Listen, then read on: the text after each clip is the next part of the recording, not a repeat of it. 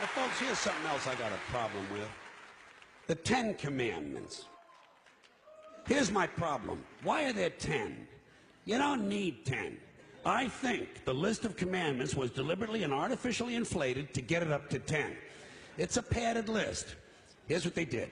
About 5,000 years ago, a bunch of religious and political hustlers got together to try to figure out how to control people, how to keep them in line.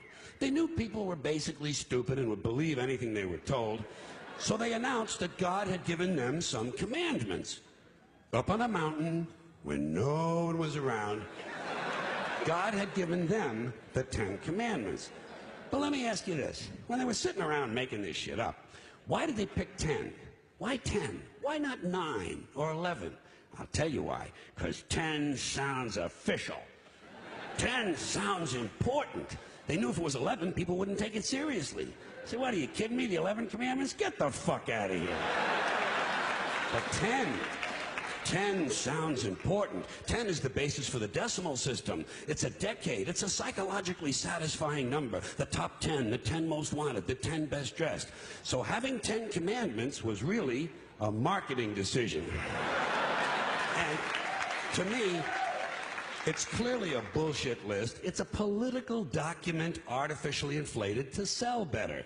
I'm going to show you how you could reduce the number of commandments and come up with a list that's a little more workable and logical. We're going to start with the first 3, and I'll use the Roman Catholic version because those are the ones I was taught as a little boy. I am the Lord thy God. Thou shalt not have strange gods before me. Thou shalt not take the name of the Lord thy God in vain. Thou shalt keep holy the Sabbath. Right off the bat, the first 3, pure bullshit. Sabbath day, Lord's name, strange gods. Spooky language. Spooky language. Designed to scare and control primitive people. In no way does superstitious nonsense like this apply to the lives of intelligent, civilized humans in the 21st century. You throw out the first 3 commandments, you're down to 7. Next, honor thy father and mother. Obedience, respect for authority. Just another name for controlling people. The truth is, obedience and respect should not be automatic. They should be earned. They should be based on the parent's performance. Parent's performance. All right? Some parents deserve respect. Most of them don't. Period. You're down to 6. Now, in the interest of logic, something religion is very uncomfortable with, we're going to jump around the list a little bit. Thou shalt not steal. Thou shalt not bear false witness. Stealing and lying. Well, actually, these 2 both prohibit the same kind of behavior. Dishonesty, stealing, and lying. So you don't need 2 of them. Instead, you combine them and you call it thou shalt not be dishonest. And suddenly, you're down to 5. And as long as we're combining, I have 2 others that belong together. Thou shalt not commit adultery. Thou shalt not covet thy neighbor's wife.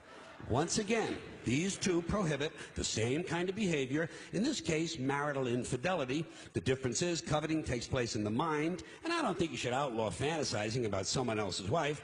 Otherwise, what's a guy going to think about when he's waxing his carrot?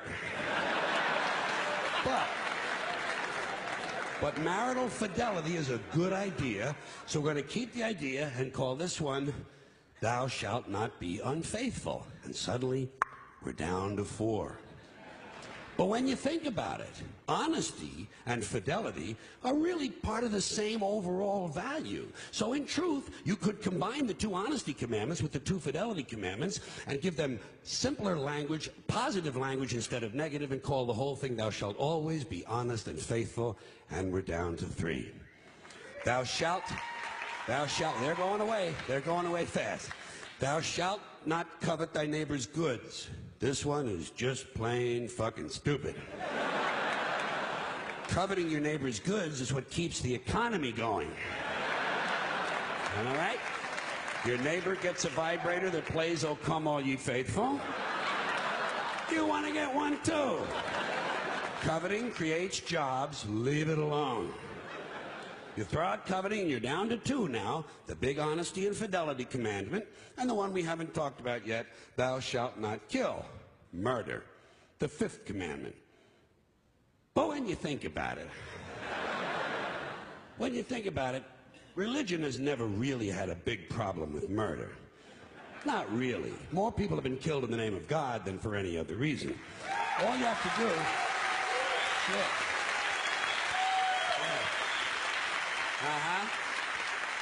All you have to do is look at Northern Ireland, the Middle East, Kashmir, the Inquisition, the Crusades, and the World Trade Center to see how seriously the religious folks take thou shalt not kill. The more devout they are, the more they see murder as being negotiable.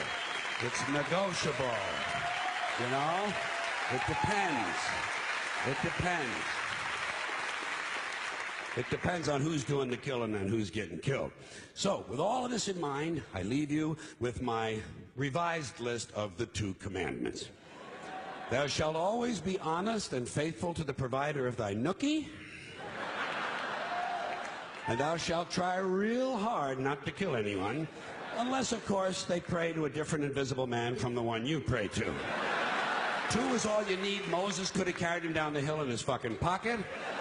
And if they had a list like that, I wouldn't mind those folks in Alabama putting it up on the courthouse wall. As long as they included one additional commandment, thou shalt keep thy religion to thyself.